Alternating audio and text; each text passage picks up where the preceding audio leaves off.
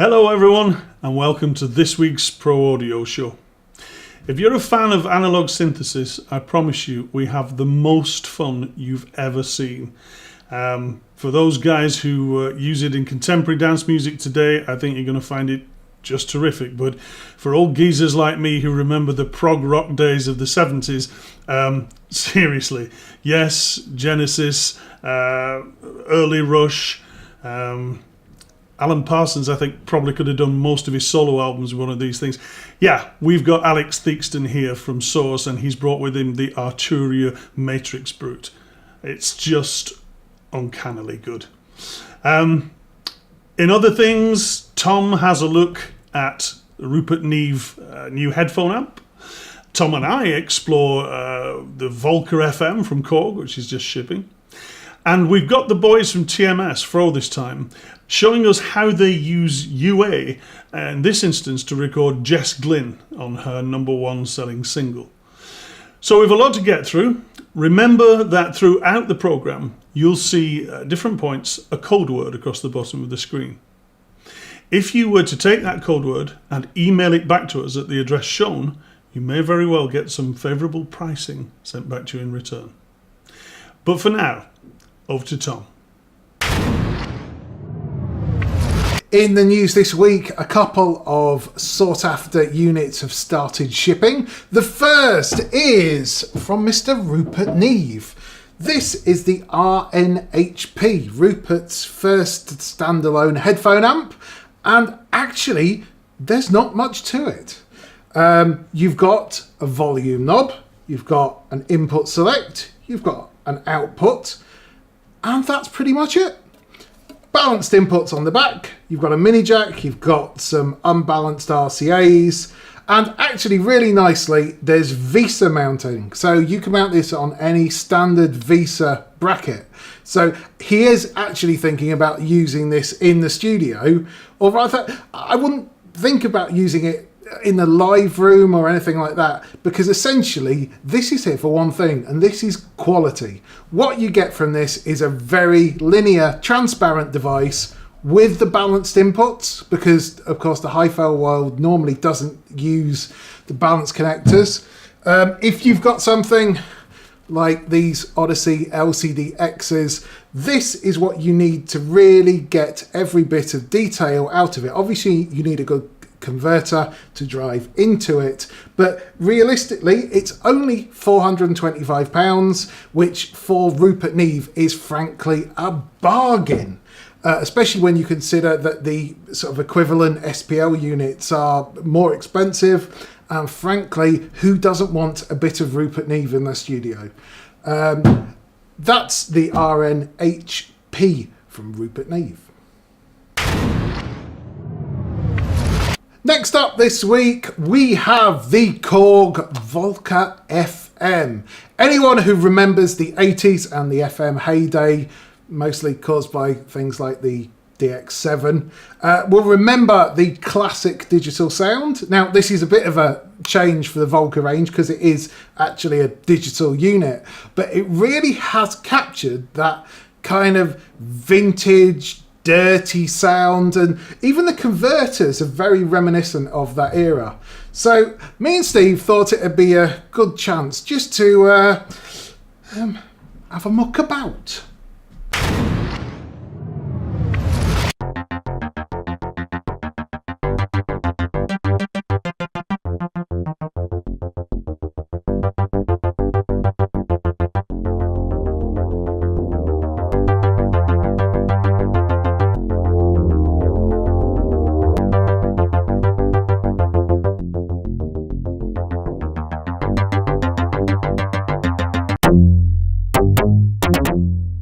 Couple of features that we really like on the Volca FM are the ability to load original DX7 presets via SysX.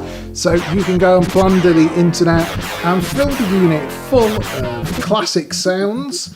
Also, I really like the ability to record the controller data in with the sequences. It's great to put more movement and a change of pace in, especially with the arpeggiator settings.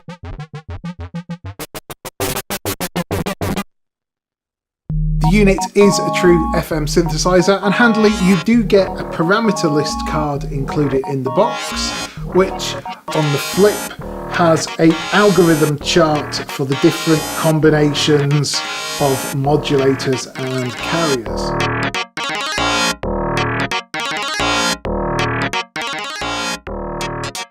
The unit has good MIDI implementation, so you can control the different settings via controller messages, and it also has the same sync functions that the previous Volca range did, so they can all connect together.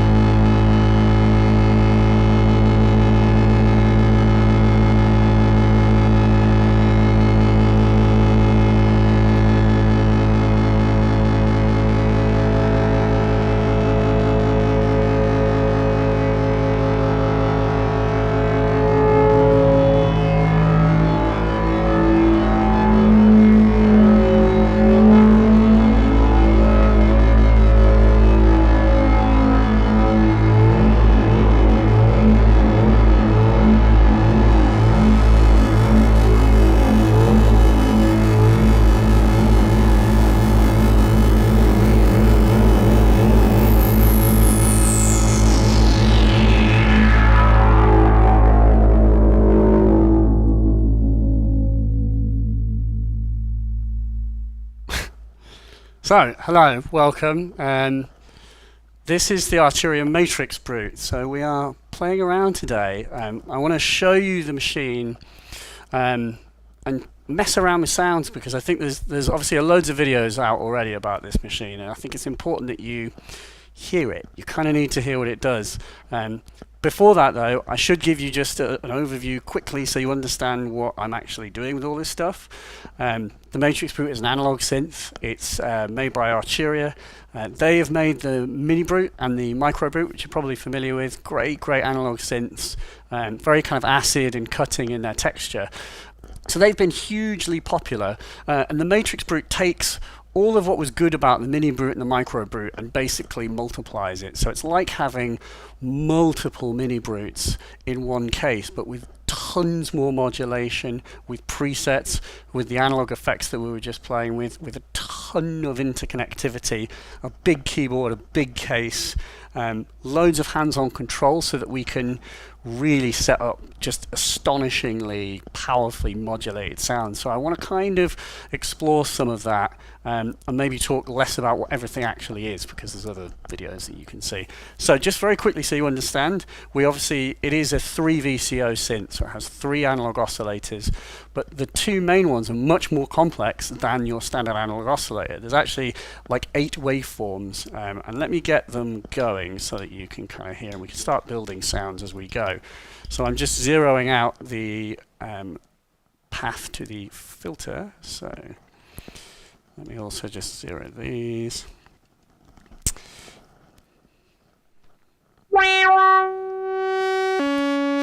Okay.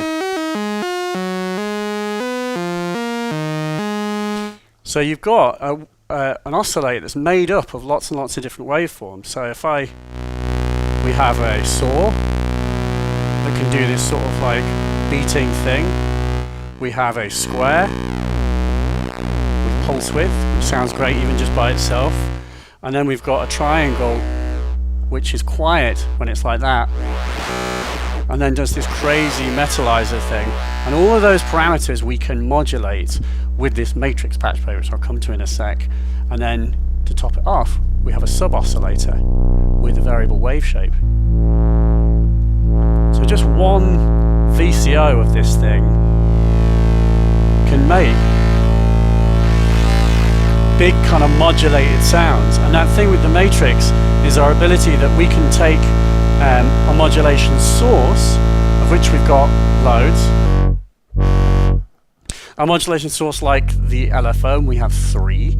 So let's take LFO2 and get it to control the metalizer so that you understand what I'm doing when I'm doing all this, because I'm hoping to do lots of this. So LFO2 is the source here. These are the sources. And then the destinations are at the top. So VCO1's metalizer. And then I choose how much that does that. So now LFO2 controls that. And I've got different shapes for LFO2. And I can do things like change the rate. And some of the amazing modulation possibilities are things like if I want to change the rate of LFO2, I can do that. Because in this modulation matrix, I don't only have preset destinations and sources, I have ones that I can determine.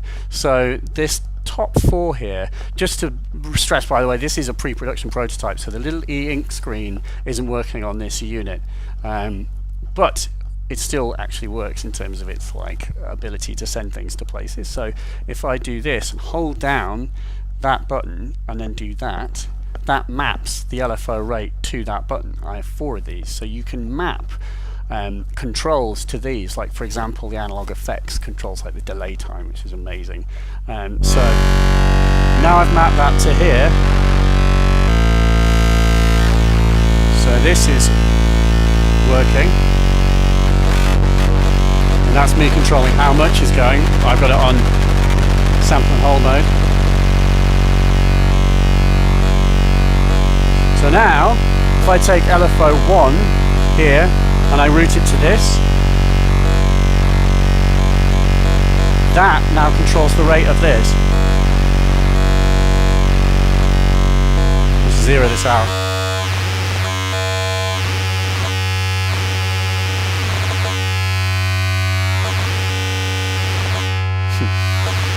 And that's quite a cool control. LFO2's gone totally bonkers, so I'm now going to use LFO2 and let's modulate the filter. So it's doing this, and then we can talk about the filters. So LFO2 is,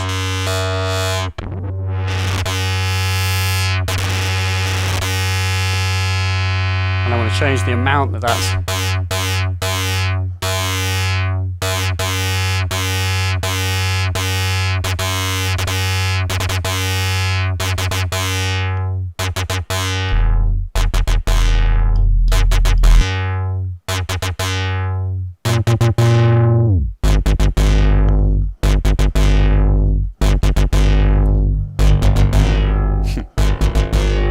So in our analog effects section, we have, it's an analog BBD. It's basically an analog delay chip. It's got this really kind of warm, sort of funky sound. And we have these different preset modes. It's all the same chip, just being addressed in different ways. So we can get this kind of reverb tone, which is weird, like short delays. But some of the fun ones are like the delays. We can get regeneration, so we can do proper dubby.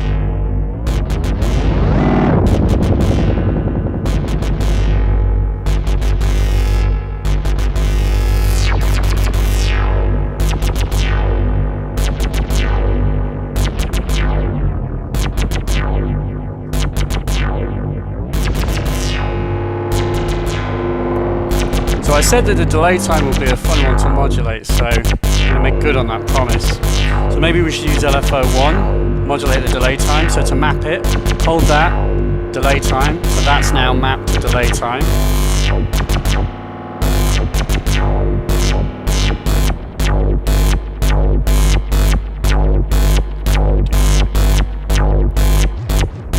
There we go.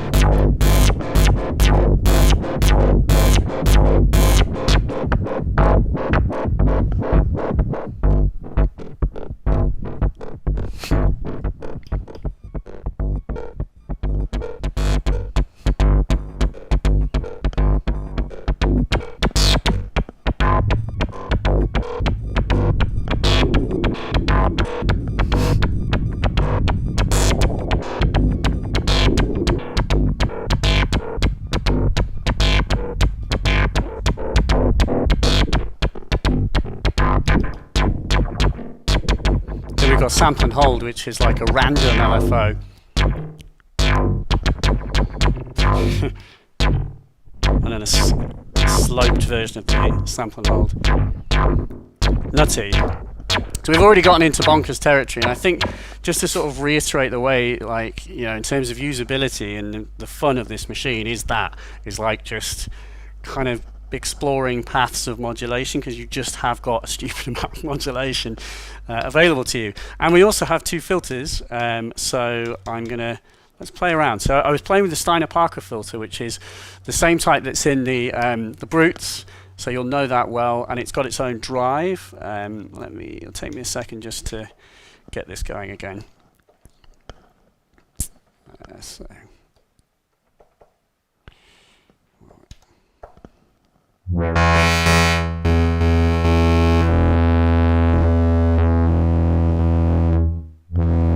So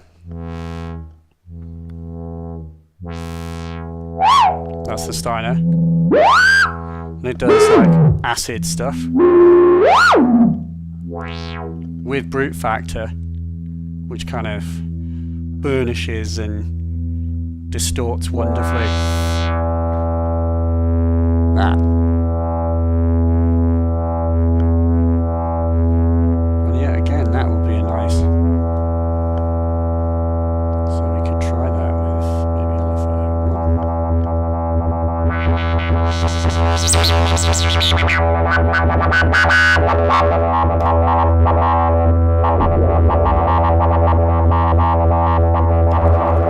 Okay, so let's try the chorus, which is again, it's another delay, it's just a short modulated delay.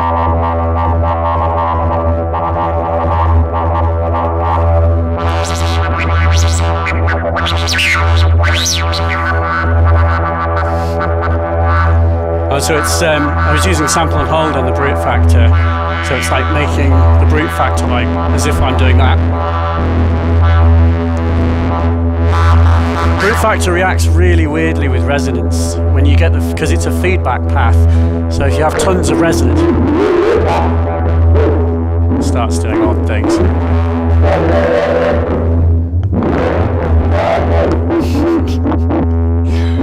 So you can make it bark like a dog, I guess.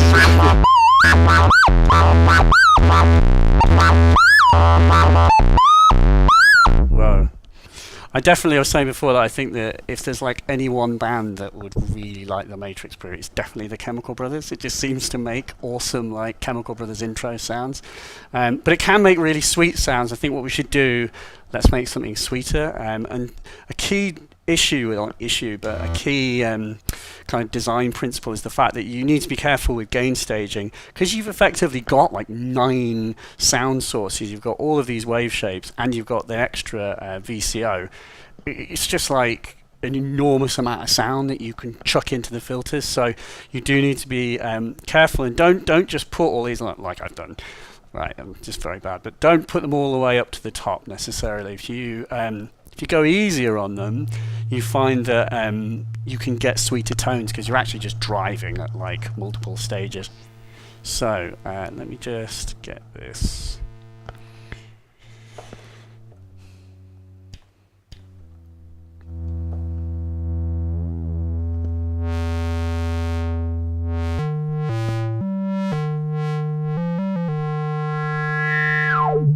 So this is the ladder filter. So there's 2 filters obviously with different characteristics. And that ladder is actually in 12 dB, which is not normally how we see the ladder filter being used. It can also be 24. I should say, and I didn't point out before, that there's different modes. Band pass and high pass. And these are resonant. And the ladder's just got a sweeter character. What's nice is the wheel down here. If you come here, I can map it to control that for me, so it's nice. The other thing, it can control the LFO's vibrato here. So you can kind of hear this.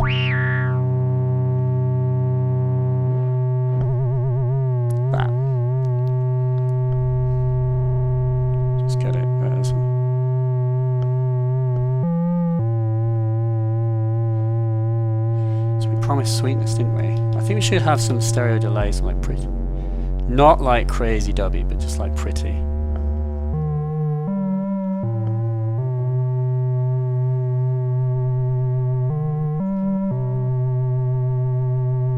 So maybe.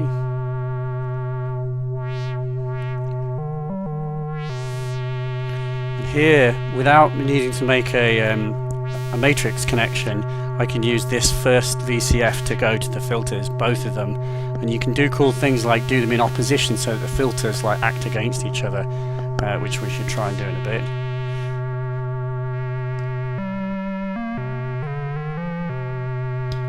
So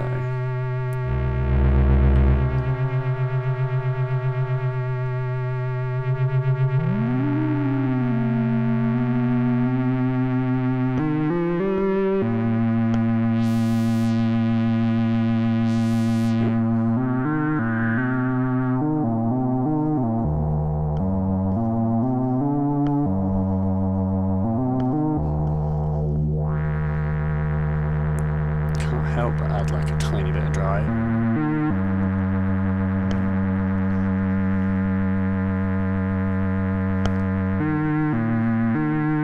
Bit of glide.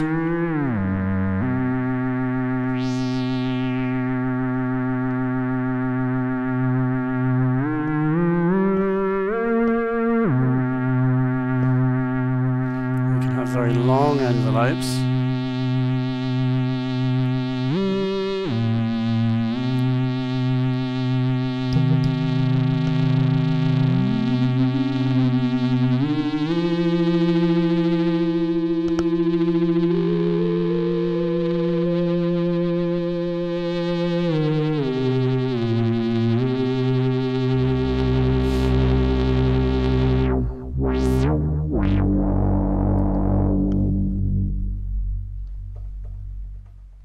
Shorten this.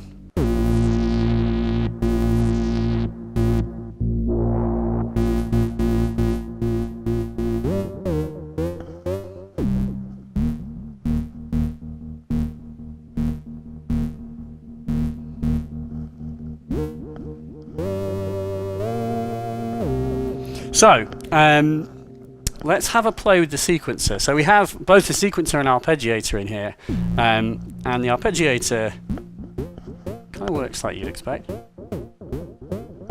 We have like divisions.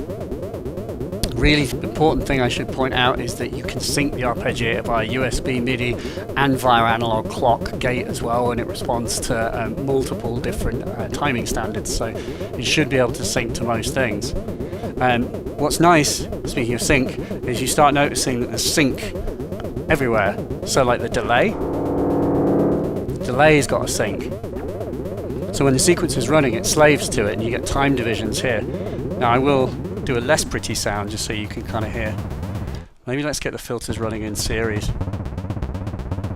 So now I might go quiet for a minute because I'm just going to play around and kind of get something where we've got both the filters running into one another, so I can do weird things like get vowelly mad stuff.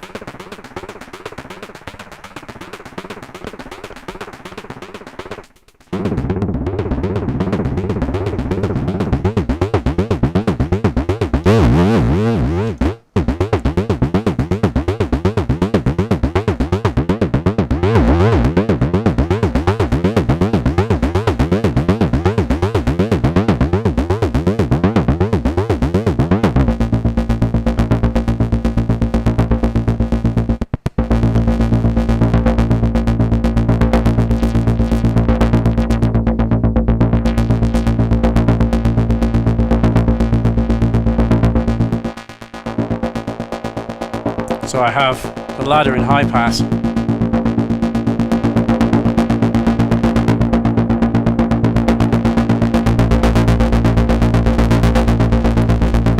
Back off a little bit.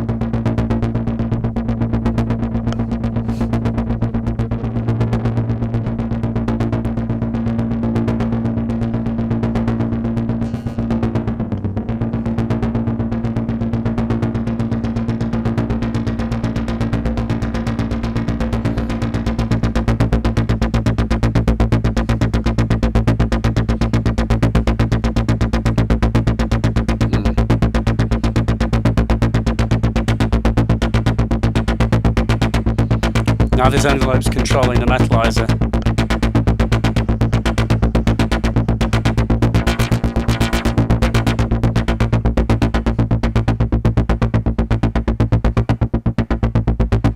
Now let's put them in to get them sorted out together, but have the filters both in low pass so they make a sharper low pass between the two.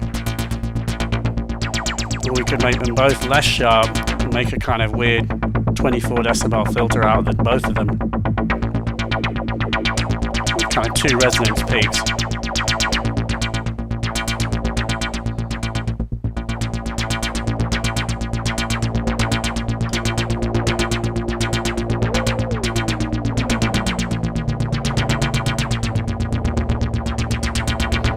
So, let's get another sound going and let's play with the sequencer. So, off.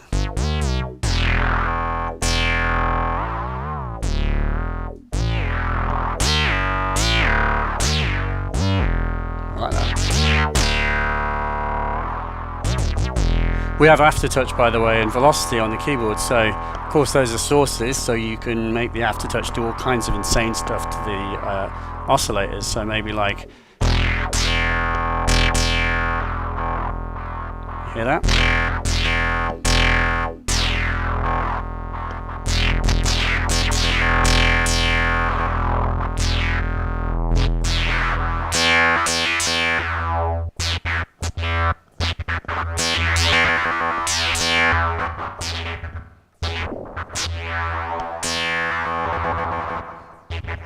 Maybe aftertouch the delay time.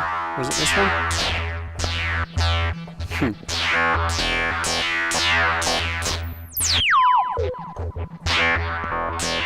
And to the filter.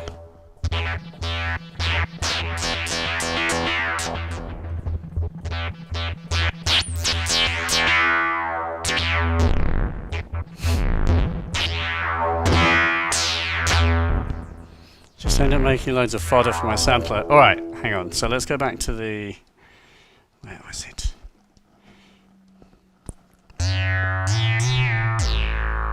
So with the sequencer, push the sequencer button and hit record.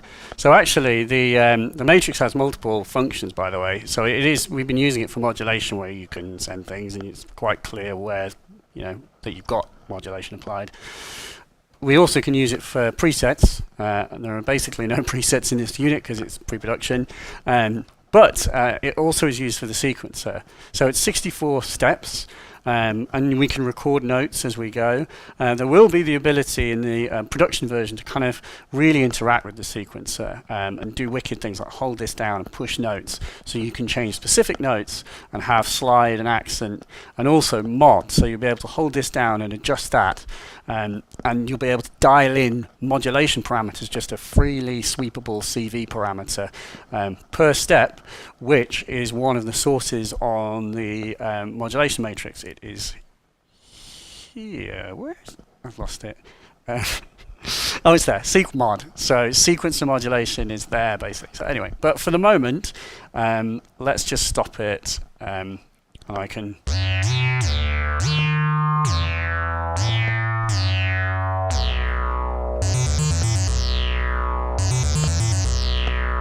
So it's recorded a little sequence, it's actually 16 steps long. I made it.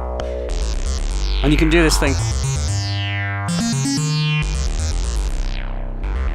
So you can just push a key, change the rate.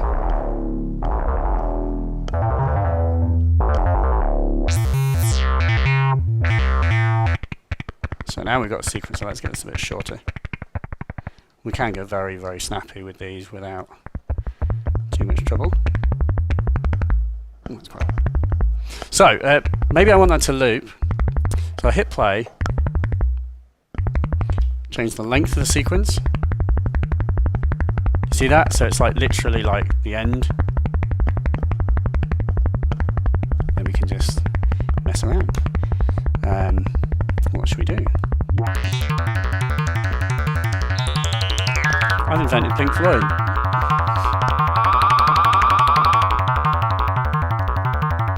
And again, all this syncs. So maybe we should do some stuff with the LFOs with them synced, I push that, then both the LFOs will sync to the both the LFOs will sync to the sequencer's clock.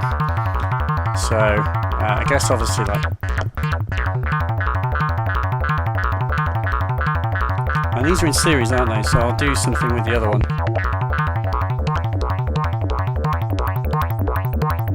Yeah, there we go. Hear that weird, like, crazy liquid sound. What's nice is when it takes a little setting up, but when you've got the filters in the right sort of mode, if you basically end up with peaks, it starts to do like vowels, like make vowely sounds. And then you can use that again as your master control.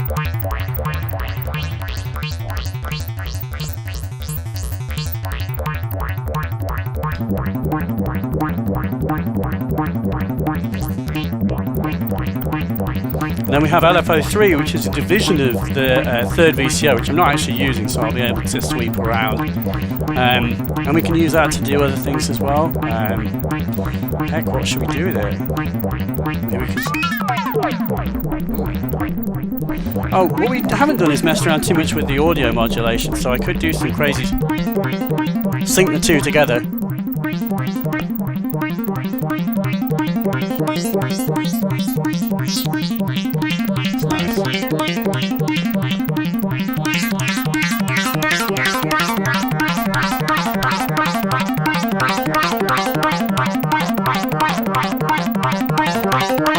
Here's the flanger mode, which is very short and metallic.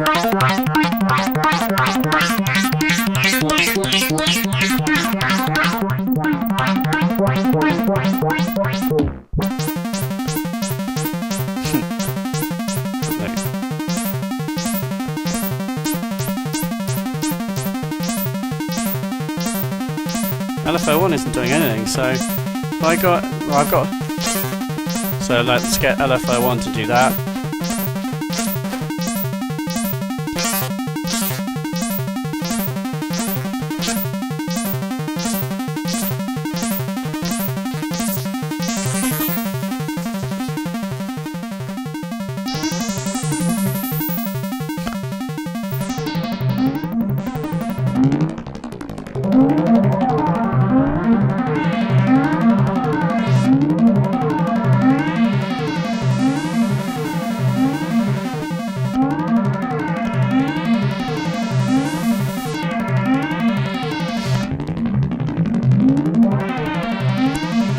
Really weird things are going to start happening when I mess with the audio mod.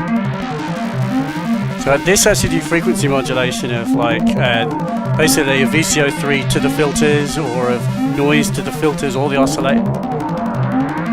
So I can send noise into the filters. There's so much going on, I'm not even sure that you can even hear. You can hear that though.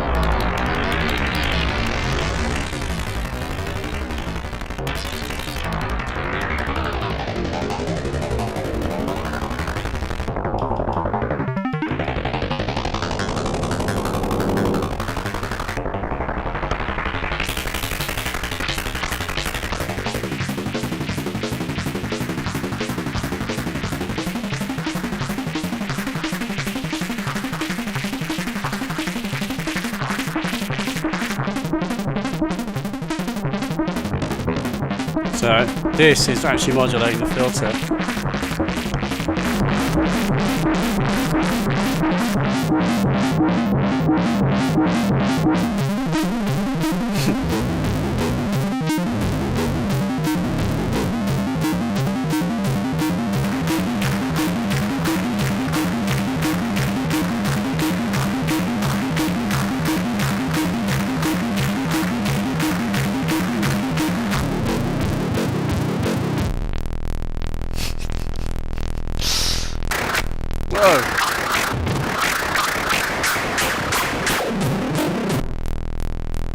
Absolutely bonkers. So that is the Arturia MatrixBrute. Check it out from Scan Pro Audio very soon. Please place a pre-order. It's coming later this year, and so get one in. Get in the queue. Get yourself a pre-order in place. I think they're going to be incredibly popular. The reception has been nuts, and as you can see, it's just like a lifetime, literally a lifetime of just kind of messing around and finding out ideas and exploring the sort of various avenues that you can push and pull it in. So thanks very much for watching, and see you next time. Thanks. For this week's artist segment, we really do lift the lid on top-class vocal production. TMS are one of the finest UK pop production teams. You may have caught them in our pilot episode, how they used the UA Apollo console for all of their monitoring requirements. Well, in this, we go one better. We really do. This is the secret of a UK #1 single. This is Jess Glynne's Don't Be So Hard on Yourself. And pay real attention here. You can see all the plugin settings, and Froe really does talk you through the processes that they do to get these hit records. So this is the vocal for Jess Glynne, Don't Be So Hard on Yourself. I'm just going to show you the plugins I use to get the vocal sound. So first of all, I use the UAD 610B preamp. It's just a little bit of drive, turn the output down to compensate. Don't be so hard on yourself, no. Learn to forgive, learn to let go. Just warms it up and gives it a little bit of presence. And did some surgical EQing. She's got quite a harsh little notch around there, 2.4K. Then I used the Marg EQ, which has got really nice top end, just for a little boost. I find that I'll often have 3 or 4 plugins doing the same thing, especially with top end. I just find that if you boost one plugin too far, you get artifacts. Next plugin's 1176, just quite a low ratio, fast dish attacks, probably too fast attack to be honest, and a quick release, just to smooth it out a bit. Be so hard on yourself, no. Learn to forgive, learn to let go.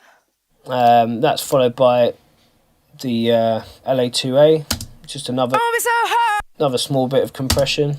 Don't be so hard on yourself, no. Learn to forgive, learn to let go. Next, I do this a lot. I copied the channel and just whacked a limiter on the end of it, and it just really compresses the vocal and gives you that presence. And I just mix that in a little bit. Don't be so hard on yourself, no. Learn to forgive, learn to let go. Don't be so. And then I copied it one more time and just stuck a distortion on the end of it, and that just gives it a bit more bite. Don't be so hard on yourself, no. Learn to forgive, learn to let go. That's followed by a multi-band, just evening out the frequencies a bit more, and then a Poltec adding a little bit more top end. So that's 12K, just a small boost of 2. And next I use this Harrison EQ, which does a similar thing, just small boosts. Another one around 3K, just to give a bit more presence. And then another LA2A, just to squash the 3 signals together a little bit. Don't be so hard on yourself, no. Learn to forgive, learn to let go. So it's barely doing anything, it's just another little touch of compression. Then a de-esser on the end. Don't be so hard on yourself, no. You can hear that on the S's. Don't be so hard on yourself, no. Don't be so hard on yourself, no. That's probably not doing enough, but... Don't be so hard on yourself, no. And then that's followed up by some reverb. Universal Audio do some of the best reverbs around, in my opinion. So on this we used... Let's have a look. I think there's a little bit of delay, but the main reverb is this AMS RMX16. It's on the plate setting, which is really nice. It's got these little kind of fluttery echoes in there that just give you a nice depth.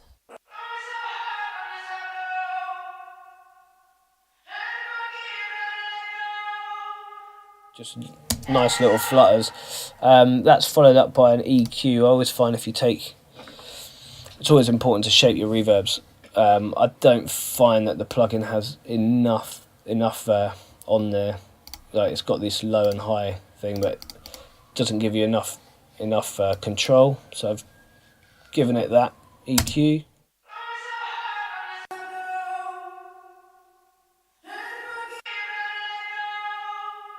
Just puts a reverb in a different space. So let's listen to that with the vocal. Don't be so hard on yourself, no. Learn to forgive, learn to let go. Don't be so hard on yourself, no. And then the last effect is the same plugin. I think I'd only got it that week, so I was experimenting.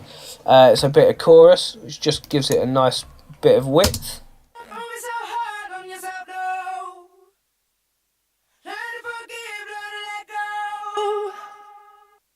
Don't be so hard on yourself, no. Learn to forgive, learn to let go. Don't be so hard on yourself, no. Learn to forgive, learn to let go. It's about getting the lead vocal to take up more than it does on its own, you know. More of the stereo spectrum. One of the nice things about working here at Scan Towers is that people drop by and they bring us things to look at and evaluate and test and play with. And a good friend of ours, Russ Fitton from Tascam, came by the other day with one of the new US 32s. So Tom got his hands on it and did what he usually does, which is tear it apart and have a right good look at it. Tom, over to you. Today I've got two brand new prototype units from Tascam. These are the US 32 and the US 42. It's a brand new range for Tascam with the snappy title of Audio Interface for Personal Broadcasting. What this actually means is it's perfect for podcasters, internet broadcasters, gamers, commentators, in fact, anything where you need to get a quality microphone signal, an audio signal, into a live internet stream. Now, when these were first announced at the Music Messer show earlier in the year, they kind of passed people by. And that was actually because a lot of the details and the power in these is under the hood and it's in software. So they've tried to keep all of the controls very simple and easy to use. And there's a few kind of nichey things here which only the Japanese could come up with. We have, for starters, these PON buttons. So PON is short for Pondashi, which I believe is Japanese for sound effects. And you can load those up with jingles or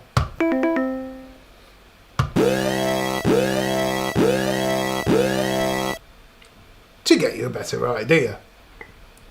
What I really like there is obviously you could drop idents in. All of these can be used with samples, and I'll show you in a second actually how easy it is to do that in the control panel.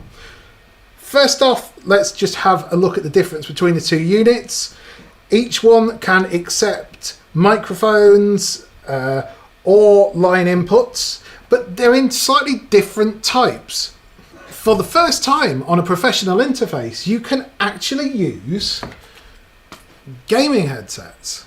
Now, these have a microphone and it takes a 5-volt power supply to power the Electret.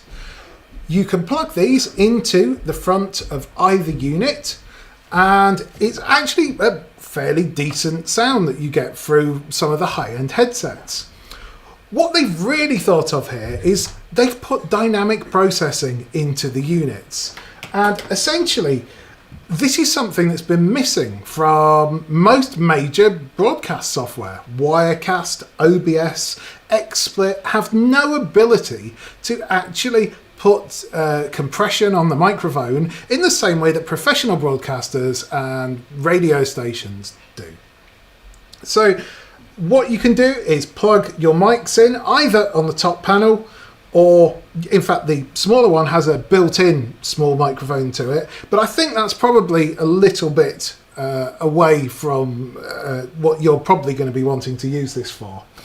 They can take phantom power, which is fantastic. We've had condenser microphones plugged into here, and obviously on the larger unit that I've got wired up, you can have 2 phantom mics. The Electret input from the gaming headset shares input 1 on here, so you can have 2 microphones in total plugged in at one time. Obviously this is coming from Tascam, and it appeals to a wide market. One of the bizarre things that actually put everyone else, sort of confused everyone when they were first announced, are these reverb buttons. So we couldn't really think of too many instances where we'd want to reverb on a live broadcast. It's not very often that you kind of want to do this. But apparently the Chinese market for internet karaoke is enormous. So hence why we have hardware reverb controls for karaoke. But I don't expect any of you out there, unless I'm very much mistaken, to need that feature through this. What I do expect is that this could become the hub for what you do, in the sense that certainly with my iPhone, the camera's great. The camera's fantastic. I can go live onto Facebook with a couple of button presses and I'm there and I'm broadcasting. But I've seen so many feeds where someone sets up a camera in the corner of the studio and the video's there and you can kind of get the vibe of it, but it's picking up through the iPhone mic. It's pretty shocking. What you really need is a way to get the feed from the mixer going in, but you also want to get a microphone and you want to be able to present. This is what that unit does. And let's have a look now at the control panel for the computer.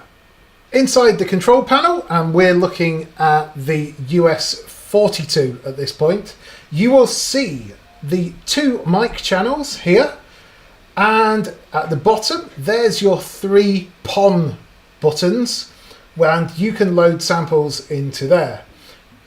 And then there's a few options here. You can set a fade, you can set a fade out, you can change the start point, and you can adjust the level.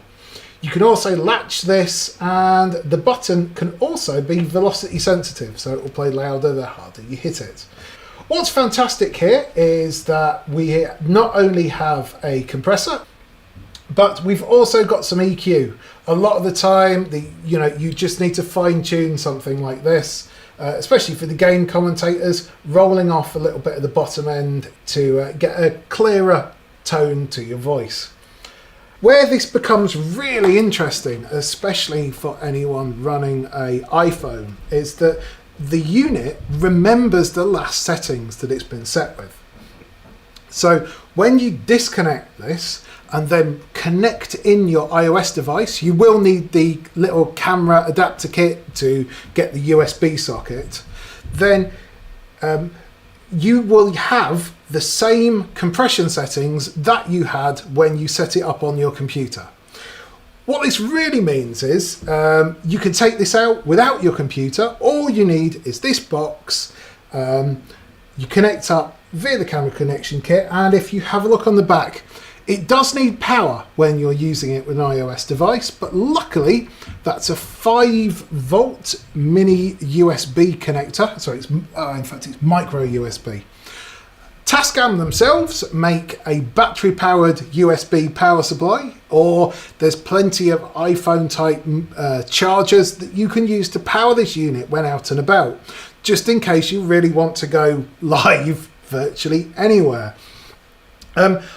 What I really like is that you can not only route audio in through, there's a small mini jack port on the front, so that can be the feed from your turntables or from any other device. You can run music out of your phone. I think that's kind of what they're looking, that people could put backing tracks essentially through that, again, for the karaoke market out there.